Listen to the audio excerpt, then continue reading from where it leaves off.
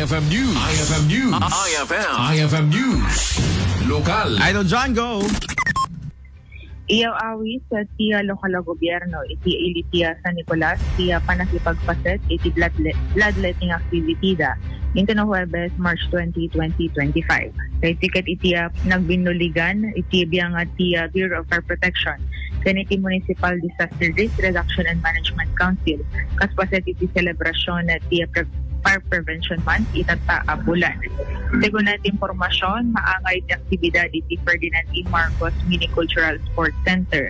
Amyanan ti simbaan na Katoliko, ken mangrugida ito iti oras alas 8 ti bigat, agpatinggan na laeng iti alas 12 iti ating at aldaw. Namnamaen na ti lokal na gobyerno, iti presensya dagiti mayat amapan agdonara ti dara, musa din ang dagitin to makolektar, ket agpaay kadagiti blood bank tapno na dagiti pondo ken usaren dagiti agkasapulan.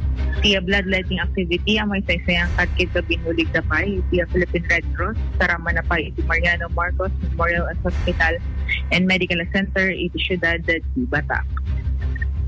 Damag iti ilitiya sa Nicolas kadwa iti 99.5 Ice Lawag Idol John ng Gisting sa Tapper.